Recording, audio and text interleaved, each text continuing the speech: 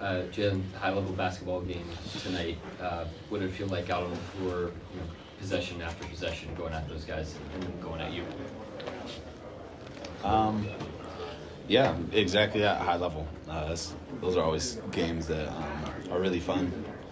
Obviously, those are games you want to win too, but it's good to be in those on a consistent basis, and we're lucky enough to be in two of them back to back here, so definitely learn a lot from it. And those are always fun to be a part of. You guys went up one late, and then PG kind of does his thing. As you guys are kind of accumulating more and more of these experiences, what's that like to kind of experience a wave like that and maybe be able to start to pick up more of those things that, like, in those situations in the future, you guys can do at a different level? Yeah. I mean, outside looking in, people that probably aren't in the NBA, guys are very good at the sport. And, sometimes there's nights like that. I mean, like Shea, I feel like other teams probably think the exact same way when it's us. So, we've been on the other end of it a couple times, and you kind of just got to tip your hat to some of those plays. But he had a good run, but basketball is about a lot of other plays other than however many minutes you can dissect. So, throughout the 48 minutes, there's a lot of other stuff that we probably could have picked up.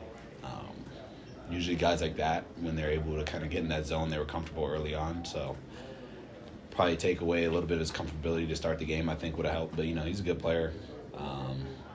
He made a lot of tough shots, especially down the stretch. So some of those just got to kind of tip your hat. He had one in the wing that Luke contested, and just went in. That's something that he probably works on and made the shot. Jalen, the common denominator for everybody who stepped in here tonight, it feels like they just made some physicality in it. I think that was the case for a lot of yesterday. I just wonder if you feel like throughout this year you guys have responded to physicality the way you like. Yeah. We're bumping, we're battling down there. I don't think there's any night where guys aren't competing or being physical. Teams are going to try and do that because we're young.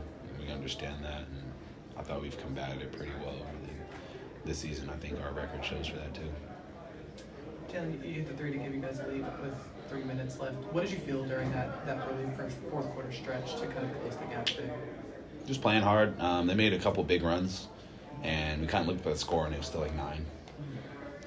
The average point swing in the NBA is like 12, so we definitely understand runs come in waves. It's usually about who can make the run the last. So just sticking with it. We thought we got a couple good looks that didn't go.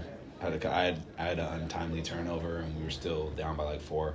So we got good stops at the end. Like I said, PG, and they hit some tough ones down the stretch. So some of those just kind of tip your hat. Yeah, and Mark was just mentioning, and you brought it up there, you guys were just hanging around the entire game. It never really got out of hand at any point. What did it take for you guys through the first 3 quarters just to keep this game within arm's reach? Just playing hard. We have a pretty mature team in understanding, what it takes to kind of just stay in the game, and I think you have a pretty good feel for what's going on in the game. Our huddles are getting tighter, where we're kind of talking through what guys are feeling in the heat of the game, and understanding leads don't look as bad or as good as they may seem in the moment.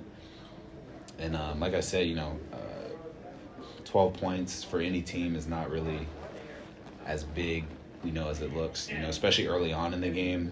You can get kind of down if it's like 21-9 just because of the look of the disparity, but leads are not as close or as far as they seem. Anybody else? Here we go. We got last two right here. Yep. Yeah, they're figuring it out. They have a lot of future Hall of Famers on that team, so it's definitely fun to compete against them on a consistent basis and get those reps. But they're starting to figure it out. They share the ball really well. Definitely puts the teams in a dilemma when Paul George is sitting on the wing, just kind of waiting. So, or Kawhi or whoever it is. So they have a lot of guys that can go, and like Russell Westbrook comes off the bench. So I feel like that probably says enough about that team. So they're a tough matchup, and we're still in the game with them and competing at a high level. So it's fun that we get those reps with them. Last one right here. Yeah, I feel like first off, your new nickname is Trendsetter for me. First off, the swag, and then 2, it seems like every time I talk to a NBA scout or coach, there's a new player coming out of Santa Clara, and I think that is largely because of you. Brandon Podziemski, now we have 2 more prospects coming out. Talk about trend setting and creating your own lane, especially in the college ranks, showing that you can, be drafted top 12 out of any school. And then were you surprised during that time when you got drafted by OKC at 12 too as well? Because honestly, it was a surprise for me, even though, I did some breakdowns of your game. But just talk about those 2 elements too. Yeah, I don't want to take too much credit for the Santa Clara thing, just because guys are still going in there and playing really well in the school. I think it's cool to be one of the first people to do it. Like, I know it was a long time before Nash, I think, was the last one. So, just kind of trying to figure out my own path in that regard. And we had, I think even last year we brought it up in the same interview, is just go where you're wanted. And I think a lot of guys are figuring it out, which is why the transfer portal always looks the way it does at the end of the year. But it doesn't matter where you go to make an impact, and I think a lot of people are starting to figure that out. And basketball is spreading throughout, the nation and kind of the rest of the world to where, talent will get found. So I think people are starting to catch on to that. And then, what was your second question? About, going 12. Were you a little shocked by that? Like, Nah. Not at all? No. Okay, and then, just going into that, like, I know you don't want credit, but a lot of players are coming from Santa Clara right after you. Like, does that, make you feel good in a way? Like, even seeing Brandon Podziemski, go, get drafted as high as he did. Like, just seeing that trend and giving a platform for guys, coming out of schools like Santa Clara too as well. Yeah. Yeah, no, I'm extremely proud of them. It does fill me with like a sense of pride that somebody else is coming from my school and being able to do it. I don't even think for my school. I just think a lot of like mid-majors that go under the radar. I think whenever you can get somebody in the league from them, it's kind of a big deal for me. So yeah, I'm super grateful that I got to go there and have that experience for sure. Appreciate it. And TNT, get my name right, yo.